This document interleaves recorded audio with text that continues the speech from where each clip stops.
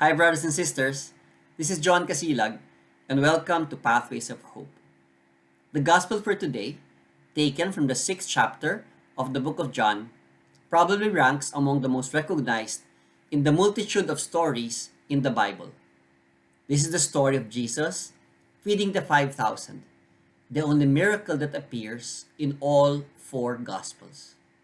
The account says that Jesus had gone to the other side of the Sea of Galilee, in a place near Tiberias, and that large crowds had followed him because of the miraculous signs he had performed in the healing of many who were sick.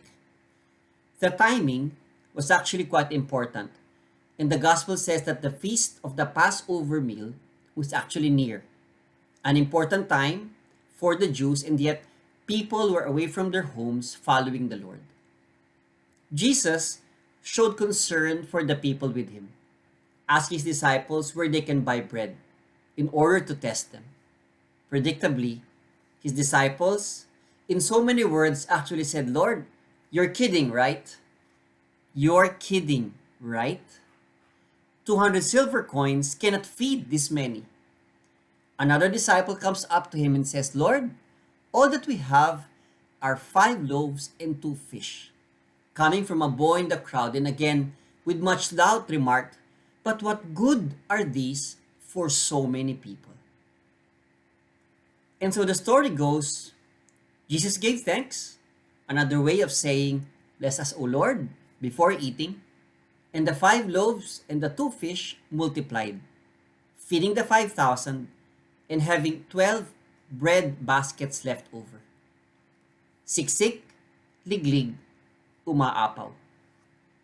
3 thoughts, my dear brothers and sisters. 1, Jesus can draw us so much to himself so that when we get to know him, we would all be willing to leave the things we're accustomed to in order to spend time with him.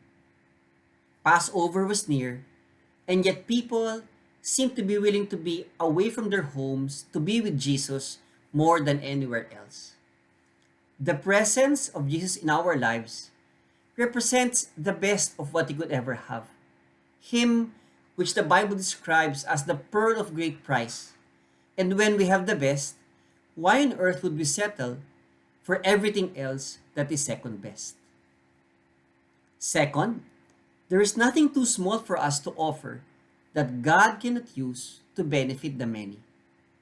That small boy probably brought these loaves and fish for himself and perhaps for the family members that he has with. Baon, ika nga.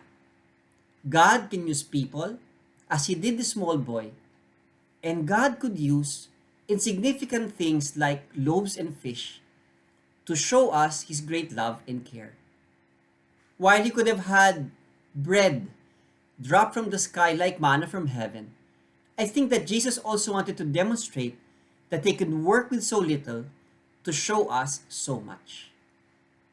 Third, the gospel also shows us how fleeting our faith can be and how, in the midst of a crisis, we can all forget the awesomeness of God. The disciples, despite being with Jesus day in and day out, witnessing miracle after miracle after miracle, seeing the great signs and wonders he has performed, forgot their faith when faced with the prospect of hunger for themselves and the people they were with. Jesus, in his all-knowing, all-merciful, and all-patient awesomeness, steps in at just the right time, every time, to remind us that we will always be in good hands when we are with him. God's presence, God's presence, and God's patience. Awesome is as Jesus is. If you're blessed today, my dear brothers and sisters, do like and share this page so that many more may hear about this great, great, great love of God. God bless you.